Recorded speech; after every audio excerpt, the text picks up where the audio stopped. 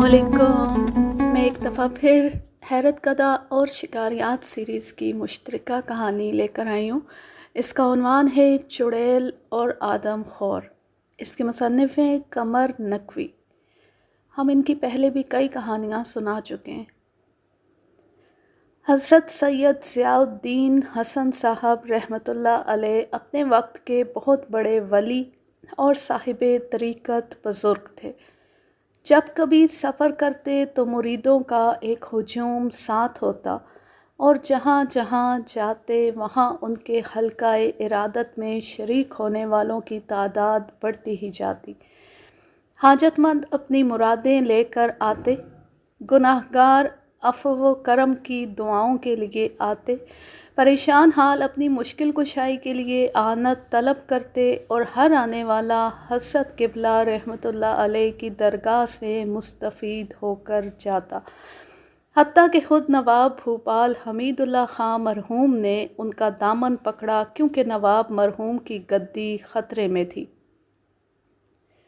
और हज़रत क़िबला रहमतुल्लाह अलैह की दुआ से आखिरकार सरकार बरतानिया ने उनको भूपाल का फरमा रवा तस्लीम किया। लेकिन एक दफ़ा हज़रत क़िबला को एक अजीब हाजतमंद से साबका पड़ा। उस ज़माने में हज़रत साहब हैदराबाद दक्कन के दौरे पर आए हुए थे। ये हाजतमंद उनकी खिदमत में तावीज़ लेने हाजिर हुआ था, जिसकी वजह से उसके गांव और उस इलाके के जंगलों में रहने वाले आदमखोर शेर का इस्तेहसाल हो सके। उस आदमखोर ने हैदराबाद के ज़िला नलगंडा के नवाही देहात में तहलका मचा रखा था। हज़रत साहब ने तावीज़ दे दिया और ये बात आम तौर से न सिर्फ मशहूर बल्कि दुरुस्त भी है कि फिर उस शेर ने मौज़ा फलदा का रुख ना किया। तावीज़ ले जाने वाला मोतक़िद फलदा का ही रहने वाला था और पहले आदमखोर का असल मरकज़ भी फलदा और उसके नवाही देहात थे। लेकिन फलदा के रास्ते उस पर बंद हुए तो ये कहर मौज़ा गुलवाना पर टूटा। ये फलदा से कोई 20 मील के फासले पर खासा बड़ा गांव है और उसके गिर्द छोटी मोटी आबादियां दूर दूर तक फैली हुई हैं। गुलवाना वाले भी तावीज़ के लिए दौड़े, लेकिन हज़रत मौसूफ़ इस अरसे में किसी और जगह जा चुके थे। हुकूमत हैदराबाद भी इस बला से गाफिल नहीं थी। मुल्क के अजीम शिकारी नवाब कुतुब यार जंग मरहूम के किसी अजीज़ ने उसको मचान पर बैठकर ज़ख्मी भी किया और मुतअद्दिद शिकारी उसको हलाक करने की मुहिम में सरगर्म रहे। लेकिन गुलवाना का ये आदमखोर शिकारी को बड़ी चालाकी से शिकस्त देता रहा। पुलिस ने इस आदमखोर मूज़ी की ताख्तो ताराज का सही रिकॉर्ड मुरतब नहीं किया। इब्तिदाई वाक़यात को तो सिरे से नज़रअंदाज कर दिया गया। हालांकि शिकार के नुक्ता नज़र से इब्तिदाई वारदातें बहुत ज़्यादा अहमियत की हामिल होती हैं। अलावा बरी कई वारदातें दर्ज ही नहीं की गईं, क्योंकि उस इलाके के पुलिस के अफसर आला शिकारी मशहूर थे और उनको अंदेशा अगर मज़ीद वारदातें दर्ज की गईं तो हुकूमत उनको ज़िम्मेदार करार देगी और मजबूरन उनको आदमखोर की हलाकत के लिए ख़ुद निकलना पड़ेगा। ये हज़रत ख़ुद को इस ख़तरनाक काम का अहल नहीं पाते थे, लिहाजा उनके इस इलाके में एक साला क़याम के दौरान में आदमखोर के बारे में कोई रिपोर्ट दर्ज नहीं की गई। जब ये साहब तब्दील होकर वहाँ से गए तब वारदातों का रिकॉर्ड बनने लगा। आदमखोर की हलाकत के सिलसिले में पुलिस के रिकॉर्ड बड़ी मुआवनत करते हैं। रोज़नामचा अगर दुरुस्त लिखा गया हो तो रिपोर्ट में वारदात की तफसीलात इत्मीनान बख्श जुज़ियात के साथ दर्ज होती हैं। शिकारी अगर ज़रा भी तवज्जो से काम ले तो शेर के मुतल्लिक़ तफसीलात बआसानी मालूम हो जाती हैं और उन तफसीलात का मालूम हो जाना इस अहम और ख़तरनाक काम को किसी कदर आसान बना देता है। मसलन उन अंदरजात से इन इलाकों का तयन हो जाता है जो उस आदमखोर की जूलान गाह में शामिल हों। शेर की आदातो अतवार शिकार करने में कोई ख़ास तरीका जो उसने इस्तेमाल किया हो, हिम्मत और चालाकी। ख़ास ये कि बहुत कुछ अख़ज़ किया जा सकता है। दरिंदों में शेर से ज़्यादा हसीन कोई जानवर नहीं। وسط ہند کے شعر کو بلحاظ ساخت، قد و قامت اور موزونیت اعضاء دیگر تمام حصوں کے شعروں پر فوقیت حاصل ہے۔ مزاج کے لحاظ سے بھی اس علاقے کے شعر میں حلم زیادہ ہے۔ پھلدا کی ٹلی ہوئی بلا گلوانہ کے سر ایسی پڑی کہ اسے اتارنا مشکل ہو گیا۔ سنا ہے پولیس کی ایک جماعت کو کسی عقل سے پیدل افسر نے حکم دیا کہ اس شعر کو ٹھکانے لگایا جائے۔ ان کو 303 کی فوجی رائفلیں دی گئیں۔ اس جماعت میں سے 2 سپاہی اس آدم خور کا لقمہ تر بنے، باقی نے صاف بغاوت کر دی اور تھانے واپس آ گئے کہ یہ کام ان کا نہیں، شکاری کا ہے۔ گلوانہ کے آدم خور کی ہلاکت آفرینیوں سے میں واقف تھا، لیکن کام کی زیادتی اور نیا جنگل ہونے کی وجہ سے تساہل سے کام لے رہا تھا۔ جب انعامات کی رقم 3000 تک جا پہنچی اور آدم خور کی دہشت زیادہ بڑھ گئی تو میں نے فیصلہ کیا کہ خواہ کچھ ہی ہو، خلق خدا کو اس موذی سے نجات دلانا چاہیے۔ مجھے شکار کے لیے تیار ہوتے وقت کامیابی یا ناکامی کا خیال بھی پیدا نہیں ہوتا۔ پالم پور، کلیا کھیڑی، سوکھی سوئیاں، رائے پور اور ناگپور جیسے جنگلوں کے خونخوار شیروں کو میں نے ٹھکانے لگایا تھا۔ گلوانہ کے آدم خور کی ہلاکت کا ارادہ کرتے وقت نہ جانے کیوں مجھے خطرے کا احساس ہوا۔ بہرحال میں ریاست ابراہیم نگر سی پی سے ہو کر حیدرآباد دکن پہنچ گیا۔ نلگنڈا یوں تو حیدرآباد سے کافی فاصلے پر ہے، لیکن سڑک اچھی اور خاصی آرام دہ ہے، اور چونکہ راستے میں زیادہ آبادیاں نہیں، اس لیے کسی جگہ بار بار ٹھہرنا نہیں پڑتا۔ میں صرف ایک جگہ بس سے اترا۔ میرے ہمراہیوں نے بتایا کہ یہاں کی گلاب جامنیں بہت لذیذ ہوتی ہیں، اور جب چینی کی شفاف پلیٹ میں بالائی سے ڈھکی ہوئی گلاب جامنیں مجھے پیش کی گئیں تو طبیعت خوش ہو گئی۔ میں پہلے نلگنڈے پہنچا اور پھر گلوانہ۔ جدھر نظر اٹھتی تھی ادھر سرسبز و شاداب جنگل نظر آتے، جیسے عروس بہار دھانی جوڑا پہنے 16 سنگھار کیے پیا ملن کی گھڑی دیکھ رہی ہو۔ ان جنگلوں کے درمیان سربلند پہاڑ قدرت کی حشر سامانیوں سے مبہوت چشم حیرت بنے کھڑے تھے۔ گلوانہ کے قریب سے کوئی ندی نالا نہیں گزرتا تھا، لیکن قریب ہی ایک قدیم تالاب تھا، جس کے نزدیک ایک پہاڑی سے پھوٹنے والا چشمہ اس تالاب کو بھرا رکھتا۔ اس تالاب سے نکل کر کئی نالیاں گلوانہ کے کھیتوں کو سیراب کرتی ہیں۔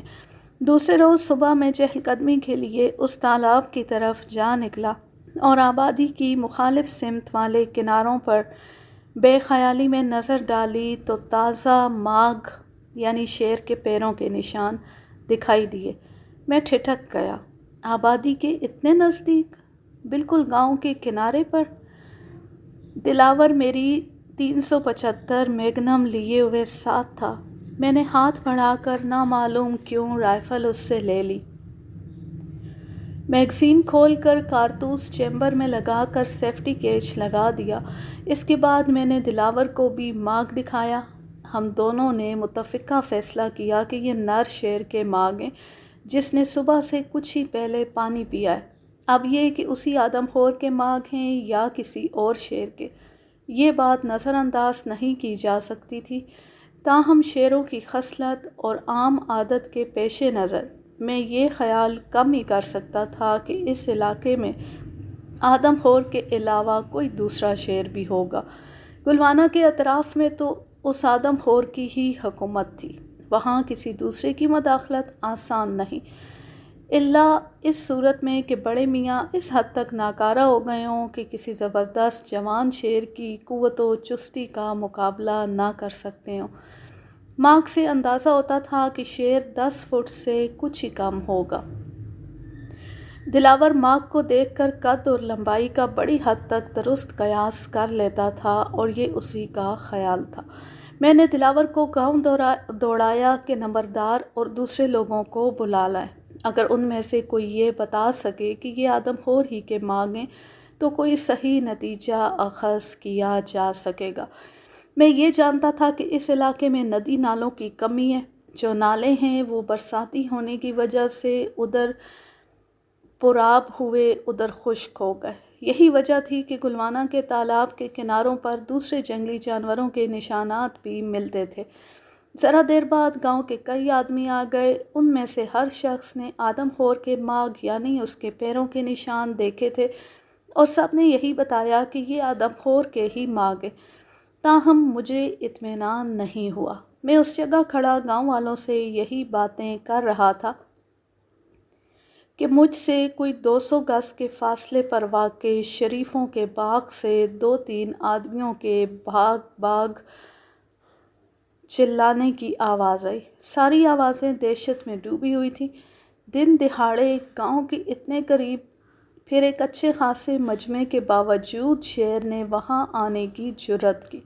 اگرچہ میں اس وقت شکاری لباس اور جوتے نہیں پہنے تھا، پھر بھی بندوق لے کر ان آوازوں کی طرف لپکا، ساتھ ہی دلاور کو دوڑایا کہ میری بڑی رائفل اور جوتے لے آئے۔ میں اس وقت وارنش کا پمپ پہنے ہوئے تھا اور گھاس پھوس پر چلنے کے لیے یہ پمپ بالکل بیکار ہے۔ تاہم اس وقت تو گاؤں کے لوگوں کی جان بچانے کی فکر تھی۔ باغ تالاب سے 200 گز ہٹ کر پہاڑی کے دامن سے شروع ہو کر دور تک پہاڑی پر پھیلتا چلا گیا اور کافی بلندی اور فاصلے کے بعد خودرو شریفے کے جنگل سے یوں مل جاتا ہے جیسے دو بچھڑے دوست گلے مل رہے ہوں۔ چند ہی لمحوں میں ہم باغ میں پہنچ گئے۔ 3 رکھوالے درختوں پر بیٹھے خوف سے تھر تھر کانپ رہے تھے۔ جب ہم نے ان کو آوازیں دیں اور یقین دلایا کہ شیر نہیں ہے تو وہ نیچے اترے۔ میں نے ان سے پوچھا کہ شیر کس جگہ ہے، تو کچھ دیر تو وہ تینوں جواب ہی نہ دے سکے، مگر جب میں نے بندوق دکھائی اور کہا کہ میں اسی آدم خور کے شکار کی نیت سے آیا ہوں، تو انہوں نے بتایا کہ وہ اپنی مچان پر چڑھنے کے لیے آ رہے تھے کہ اتفاق سے ایک شخص کی نظر 50-60 گز کے فاصلے پر جھاڑیوں کی طرف اٹھی تو وہاں شیر نظر آیا۔ وہ بلی کی طرح دبک کر سر جھکائے سیدھا ان کی طرف ہی آ رہا تھا۔ یہ تینوں خوفزدہ ضرور ہوئے، لیکن جنگل کے رہنے والے مشتاق لوگ تھے، ذرا ہی دیر میں درخت پر چڑھ گئے۔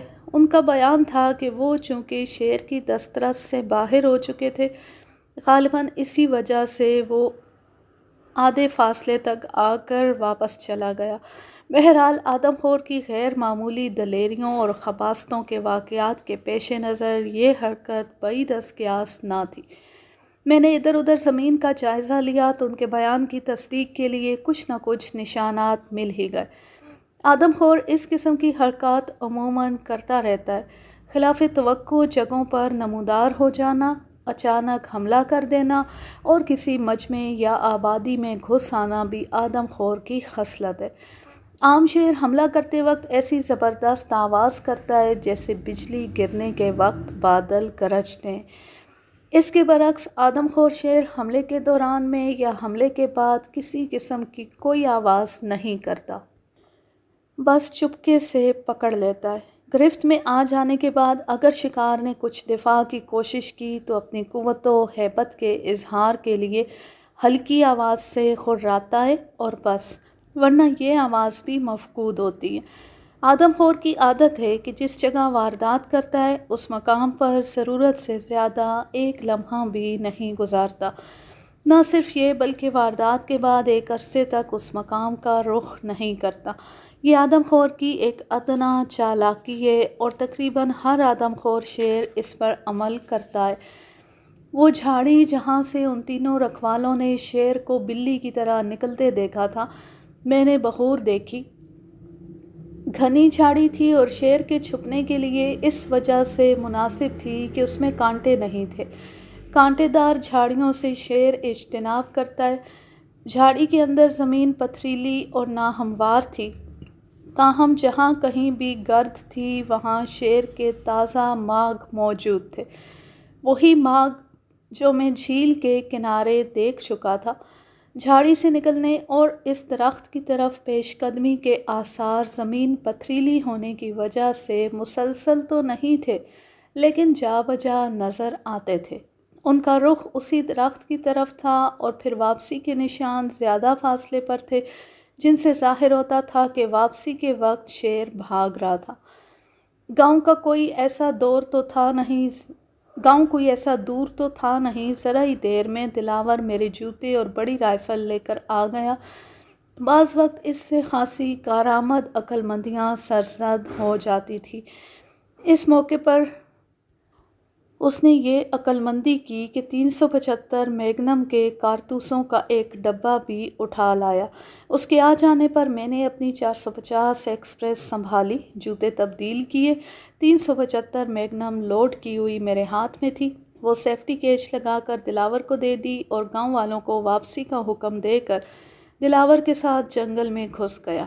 افسوس کہ دلاور اب زندہ نہیں، خدا اس کو غریق رحمت کرے۔ مجھے اس جیسا جانثار، سمجھدار اور مزاج شناس ملازم آج تک نہیں ملا۔ دلاور کی موت سانپ کے کاٹنے سے ہوئی، اور سانپ بھی کنگ کوبرا جس کا کاٹا جانور نہیں ہوتا۔ محض اتفاق کی بات تھی، ورنہ دلاور نے ہزاروں کی تعداد میں ناگ فنا کیے ہوں گے۔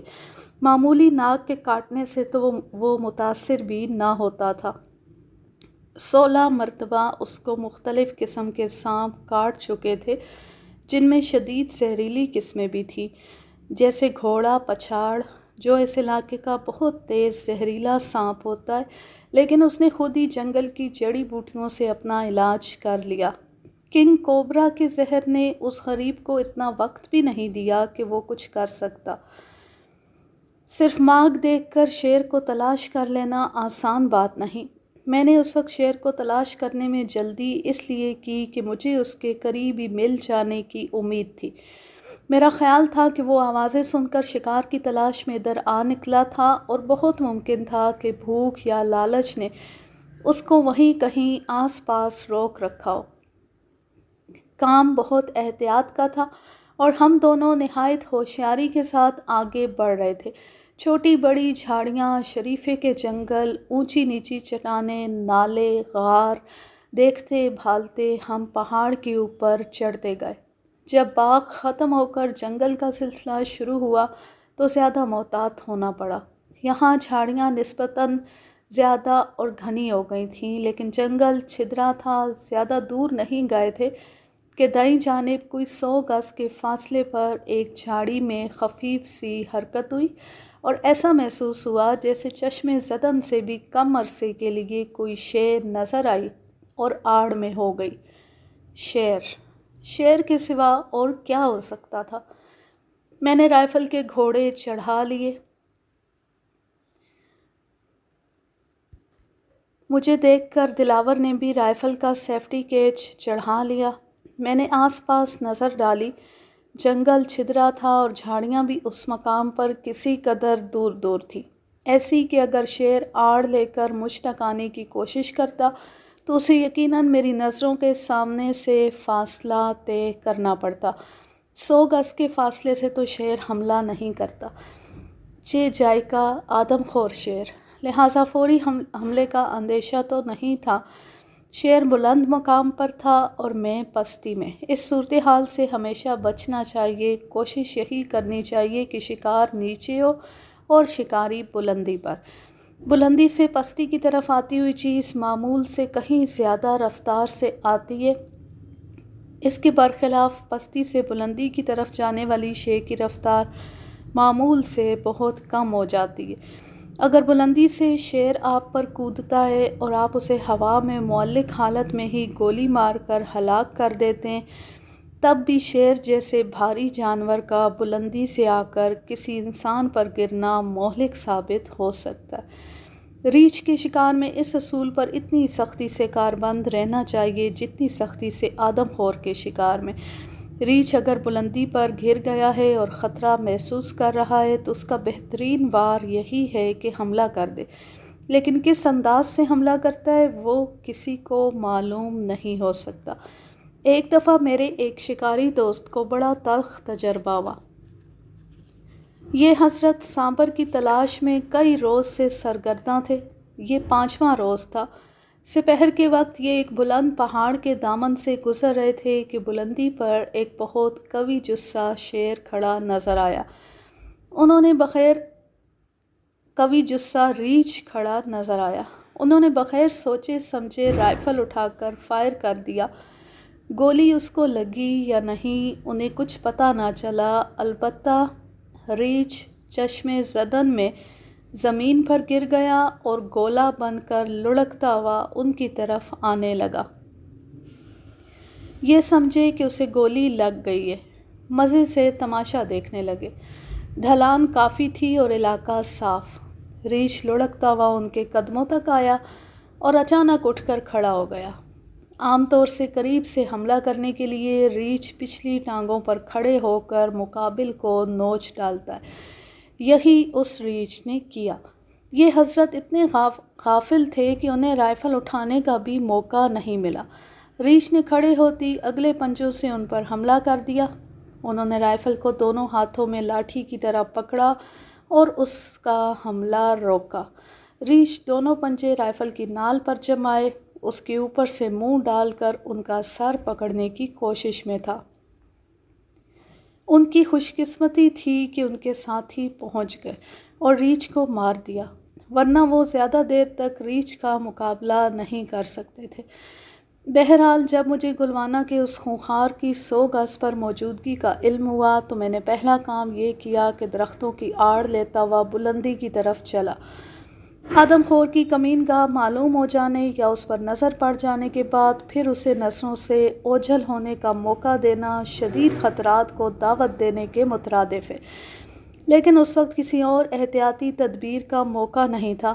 صرف اس بات کا خیال رکھا کہ 30 گز کے اندر اس کو حملہ کرنے کے لیے کوئی آڑ نہ ملے۔ جب ہم دونوں اوپر پہنچے تو سانس پھولا ہوا تھا اور ہاتھ پیر شل ہو رہے تھے۔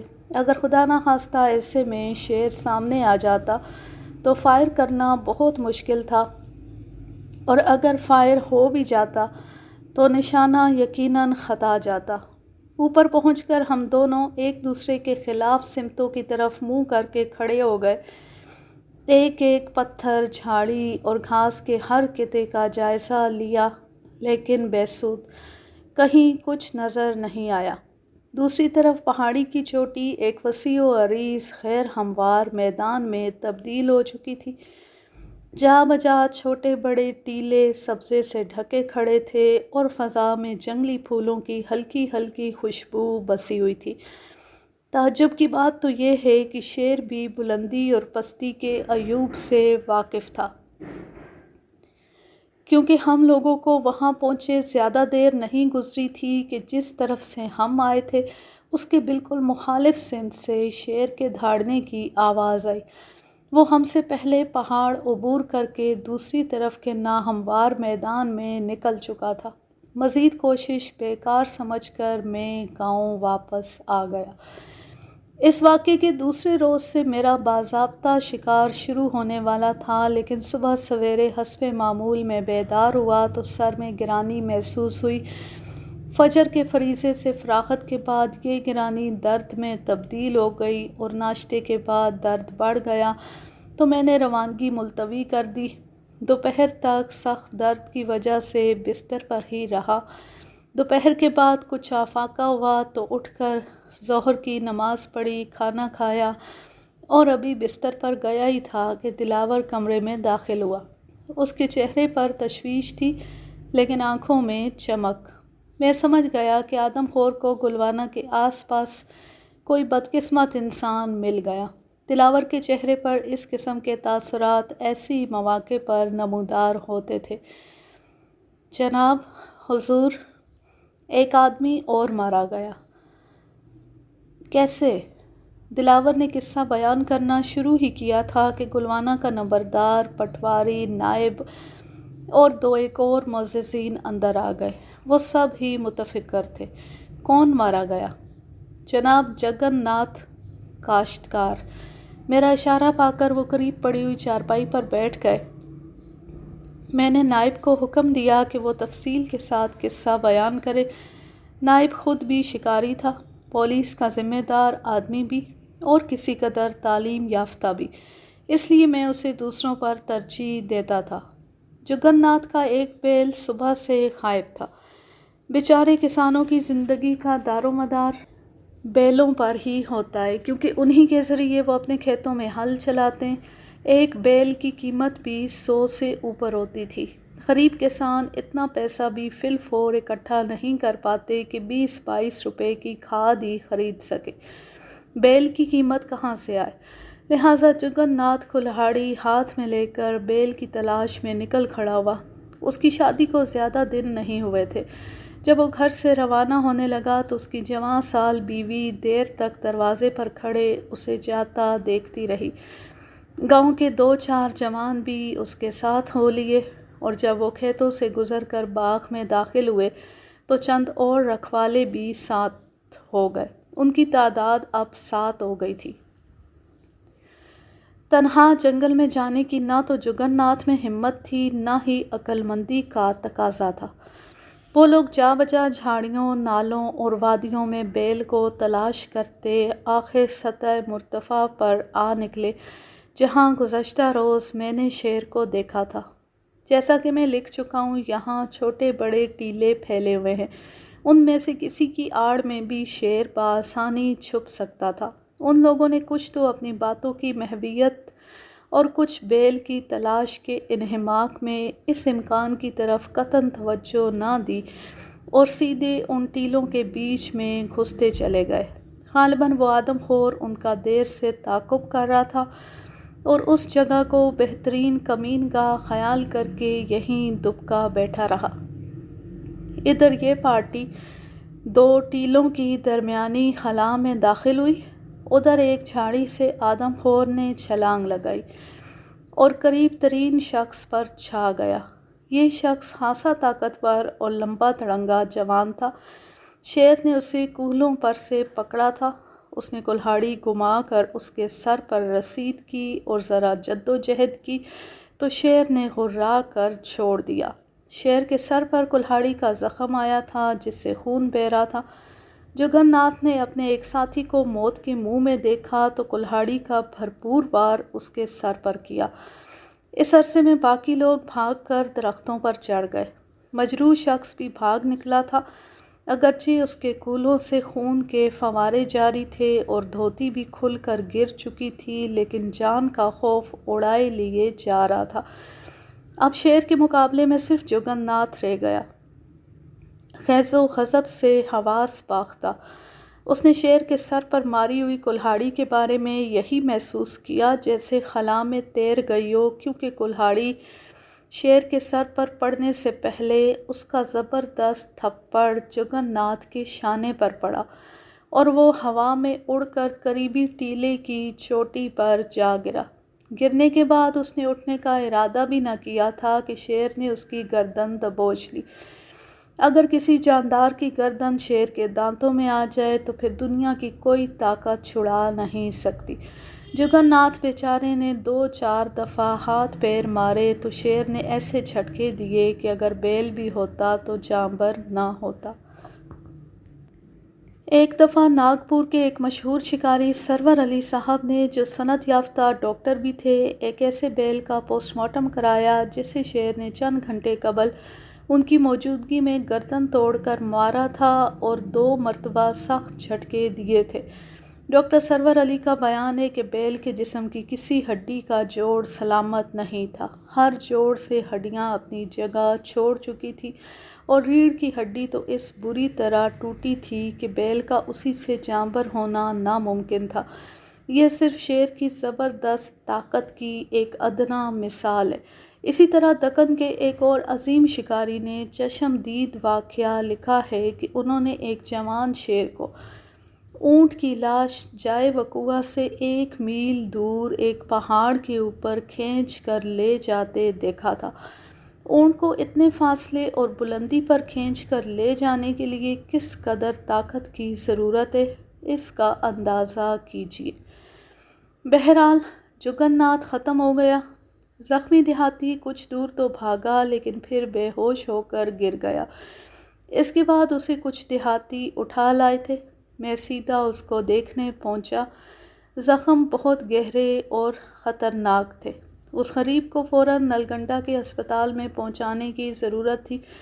میں نے اپنا دواؤں کا باکس منگوایا اور پوٹاش کے محلول سے زخموں کو اچھی طرح صاف کر کے ان میں بورک ایسڈ لگا دیا۔ اس کے سوا اور ابتدائی طبی امداد کیا ہو سکتی تھی، کیونکہ جن مقامات پر شیر کے دانت کولوں کے گوشت میں داخل ہوئے تھے وہاں 1.5 مربع انچ زخم تھے، جن کی گہرائی کا اندازہ 2 سے 2.5 انچ تک کیا جا سکتا ہے۔ شیر کے پنجے کا زخم اتنا خطرناک نہیں ہوتا جتنا اس کے دانتوں کا۔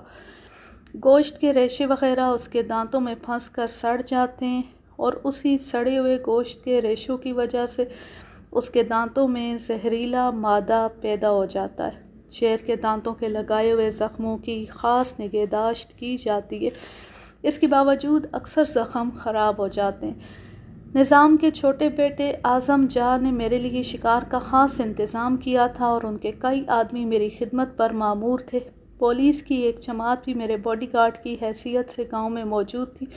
چنانچہ میں نے اس زخمی کو فوراً پولیس کے 2 سپاہیوں کی معیت میں نلگنڈے روانہ کرا دیا۔ اس کے بعد مجھے جگن ناتھ کی جوان سال بیوہ کی فکر لاحق ہوئی۔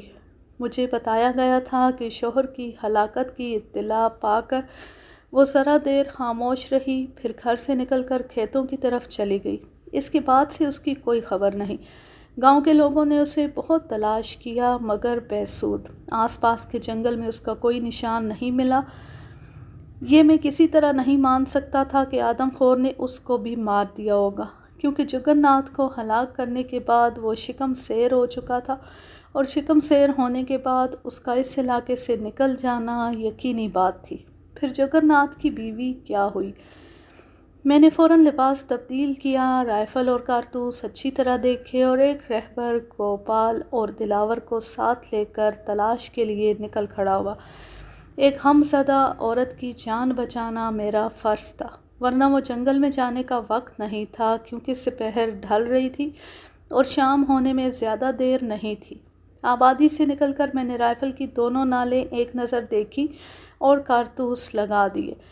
پھر دلاور سے 375 میگنم لے کر اس کی میگزین لوڈ کی، ایک کارتوس چیمبر میں رکھا اور سیفٹی کیچ لگا کر اس کو دے دی۔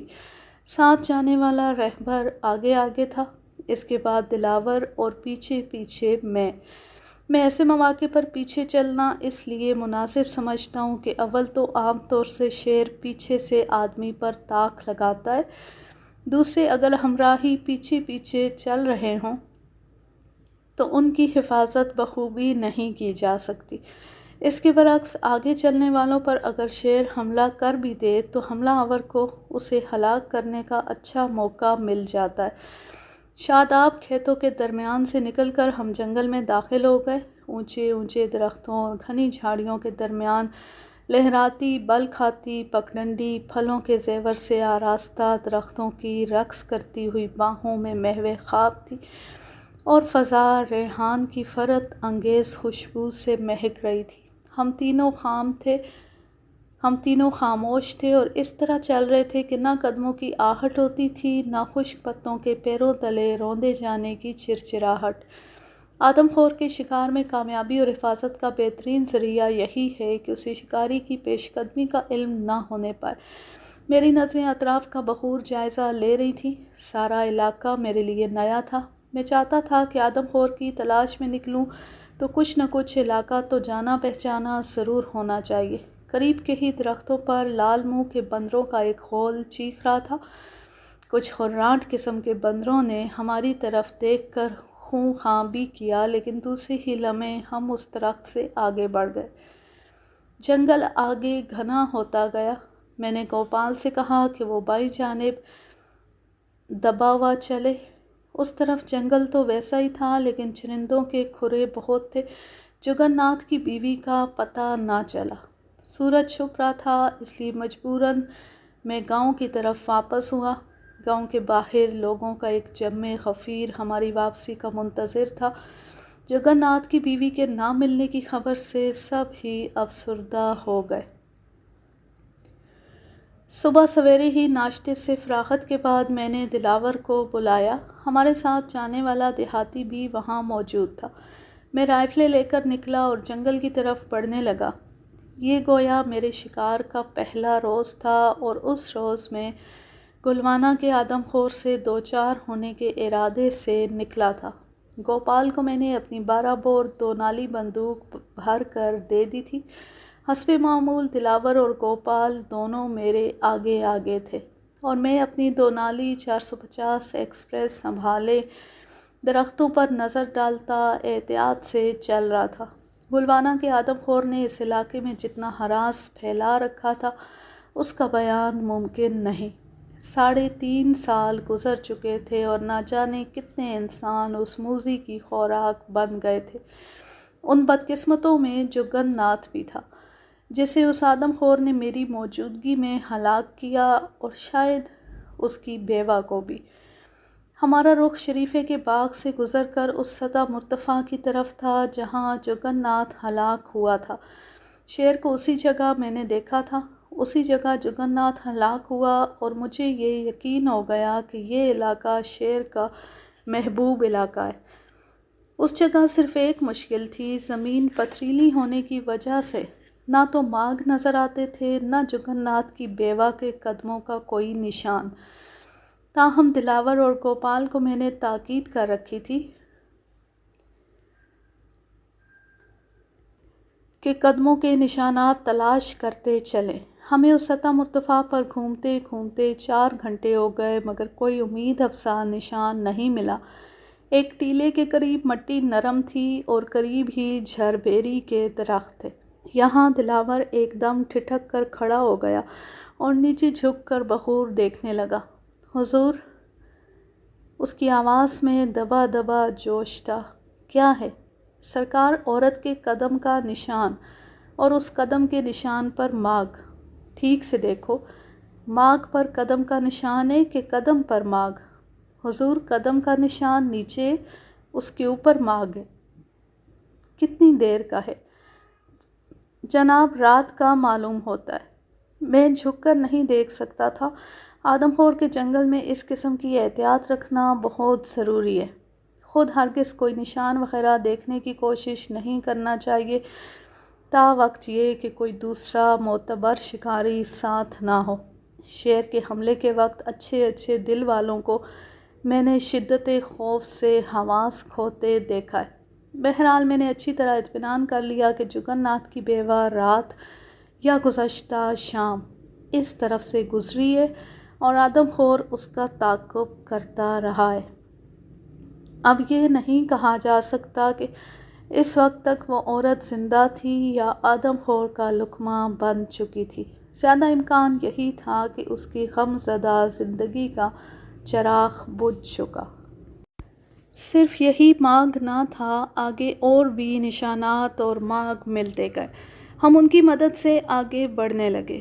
دلاور اور گوپال تو ادھر ادھر ماغ تلاش کرتے اور میں رائفل کے گھوڑے چڑھا کر دونوں ہاتھوں سے رائفل کو مناسب و موزوں حالت میں لا کر ہر لمحہ شیر کے حملے کا مقابلہ کرنے کو تیار قدم قدم بڑھا چلا جا رہا تھا۔ زمین کے پتھریلے ہونے کی وجہ سے نقوش قدم بار بار کھو جاتے اور ہمیں دوبارہ سلسلہ ملانا پڑتا، لیکن پیش قدمی جاری رہی۔ خطرے سے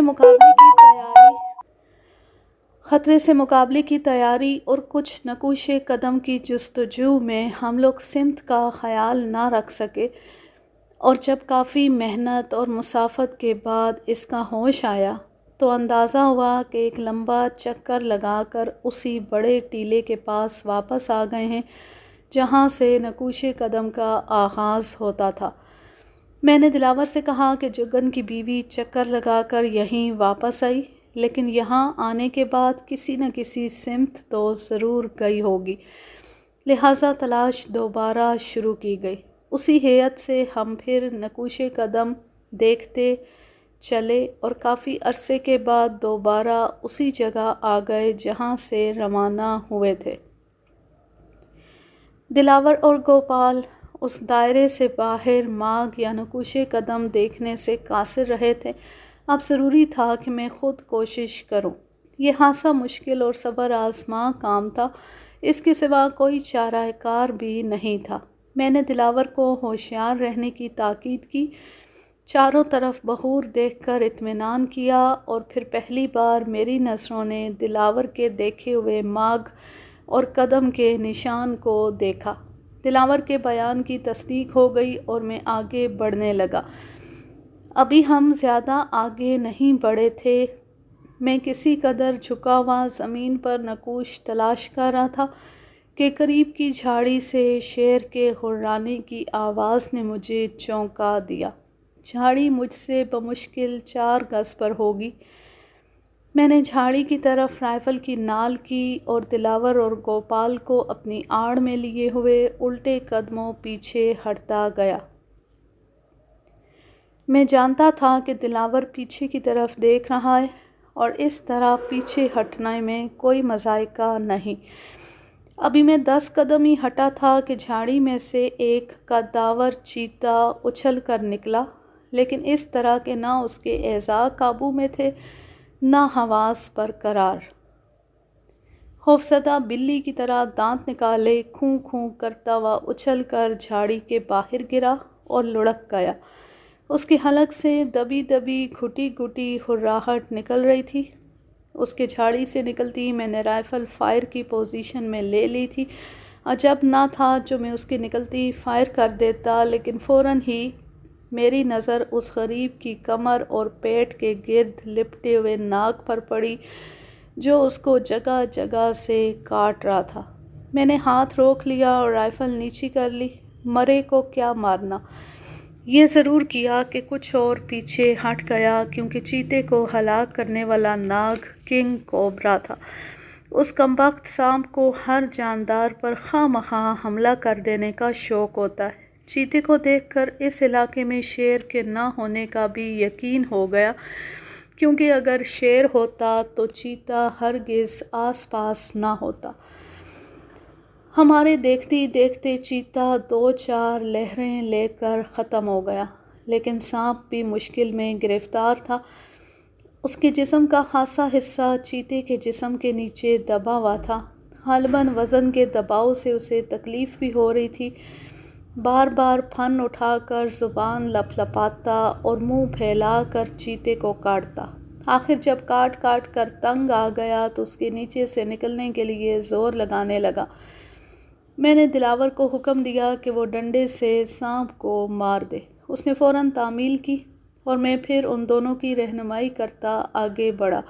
پہلی مرتبہ تو مجھے بھی ناکامی ہوئی اور ہم واپس چیتے اور سانپ کی لاش کے قریب آ پہنچے، لیکن دوسری کوشش میں نے علیحدہ ہونے والے قدموں کے نشان دیکھ لیے۔ یہاں سے یہ نشان ایک پہاڑی کے نشیب کی طرف اترتے چلے گئے تھے۔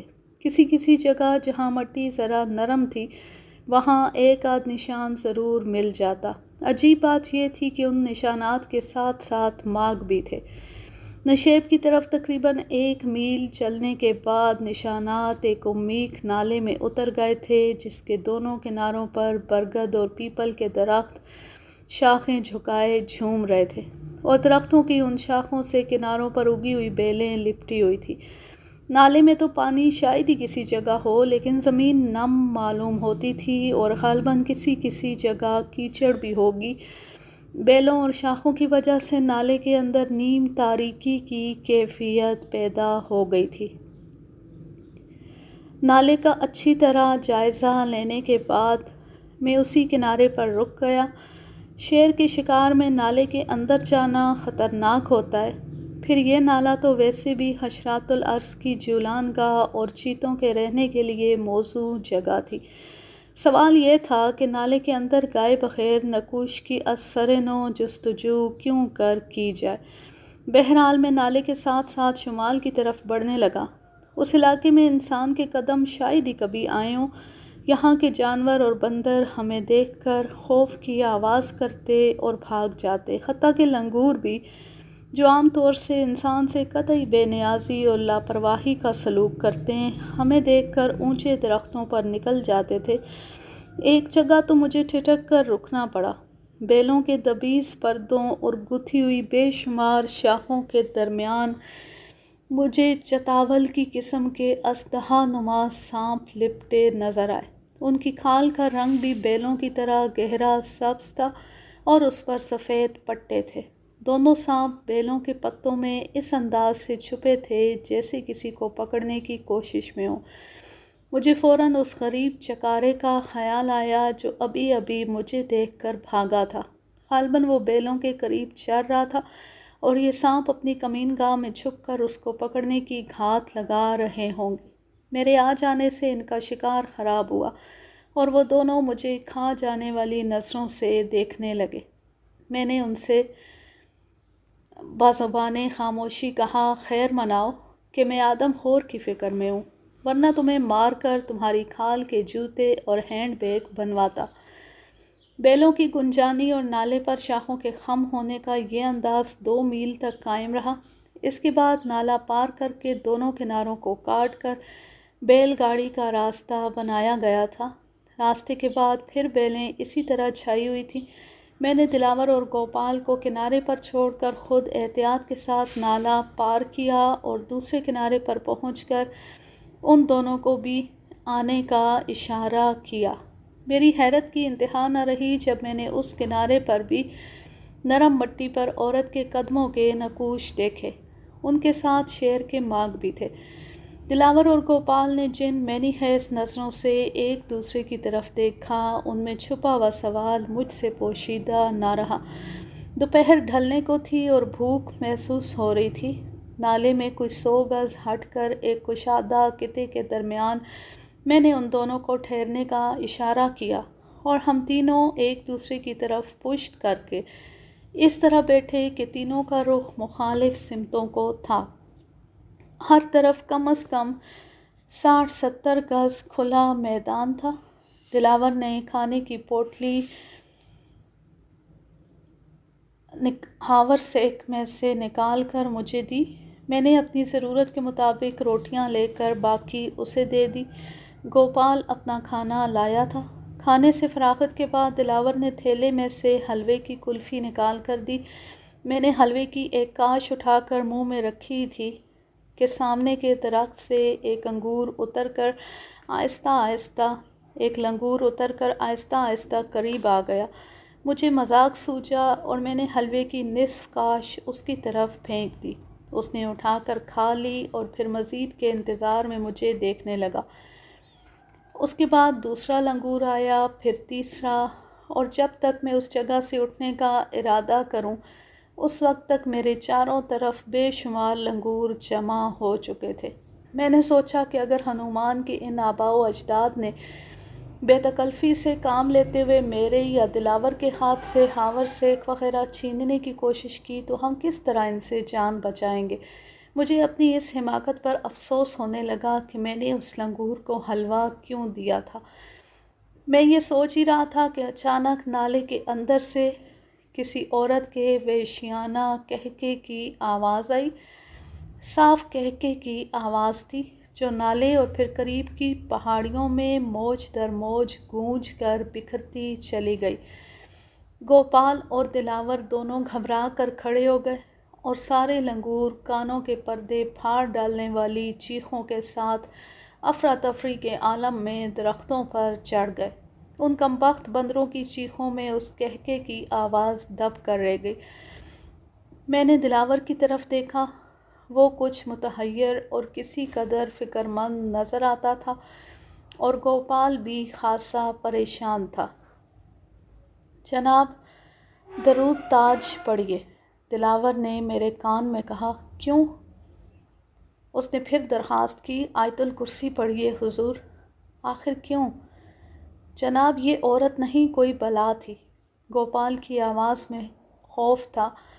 تم لوگ پاگل ہو؟ یہ جگن ناتھ کی بیوہ ہے، صدمے کی وجہ سے پاگل ہو گئی ہے اور کہکے لگاتی پھر رہی ہے۔ میں ابھی اسے پکڑ لیتا ہوں۔ پھیلا ہوا سامان دلاور نے جلدی جلدی تھیلے میں بھر کر شانے پر لٹکایا اور ہم پھر نالے کی طرف واپس آئے۔ جس مقام پر بیل گاڑیوں کے گزرنے کی وجہ سے راستہ بن گیا تھا، اسی جگہ سے ہم نے 1 گھنٹہ قبل نالا پار کیا تھا۔ ہم واپس اس جگہ پہنچے کیونکہ مجھے آواز کا اندازہ اسی مقام کے اطراف سے ہوا تھا۔ نالے کے اندر اتر کر میں نے دونوں طرف دیکھا۔ شمال کی طرف نالے کے اندر زیادہ دور دیکھنا ممکن نہیں تھا کیونکہ اندھیرا بہت گہرا تھا۔ جنوب کی طرف تقریباً 50-60 گز تک سطح صاف نظر آ رہی تھی اور وہاں کوئی زیرو نظر نہیں آیا۔ اچانک دلاور نے مجھے مخاطب کیا، حضور۔ میں نے گھوم کر اس کی طرف دیکھا تو اس نے زمین کی جانب اشارہ کیا۔ تازہ، بالکل تازہ، عورت کے قدموں کے نشانات، وہی جانے پہچانے نقوش پا جن کا ہم گھنٹوں سے تعاقب کر رہے تھے، اور مزید تعجب خیز بات یہ کہ ان نقوش پا کے ساتھ ساتھ ماغ یعنی شیر کے پیروں کے نشان، وہ بھی بالکل تازہ، جیسے دونوں ساتھ ہی آگے پیچھے گزرے ہوں۔ ابھی میں نقوش پا کا جائزہ لے ہی رہا تھا کہ نالے کے اندر سے ایک اور قہقہ ابھرا، بہت فاصلے پر، کہیں بہت دور سے، لیکن آواز جانی پہچانی معلوم ہوئی، وحشت میں ڈوبی ہوئی۔ اور اس دفعہ میں نے بھی اس آواز کو سن کر عجیب سا محسوس کیا۔ آواز دیر تک گونجتی رہی اور جب اس کی لہریں ختم ہوئیں تو جیسے ان آوازوں کے بطن سے ہی مزید آوازیں پیدا ہوئیں، لیکن یہ بیلوں کے گلے میں پڑی ہوئی گھنٹیوں کی آوازیں تھیں۔ کوئی قافلہ یا تو گلوانہ سے باہر جا رہا تھا یا کسی دوسرے گاؤں سے گلوانہ آ رہا تھا۔ آوازیں رفتہ رفتہ قریب آ رہی تھیں۔ آج کے لیے بس اتنا ہی۔ اس دلچسپ کہانی کے دوسرے اور آخری حصے کے لیے تھوڑا سا انتظار کیجیے۔ اب میں لیتی ہوں آپ سے اجازت۔ جہاں رہیں خوش رہیں، شاد و آباد رہیں، ہنستے مسکراتے رہیں، اور اگر یہ کہانی یا میرا انداز پسند آئے تو اس چینل کو سبسکرائب ضرور کر لیں۔ اللہ حافظ، اللہ نگہبان۔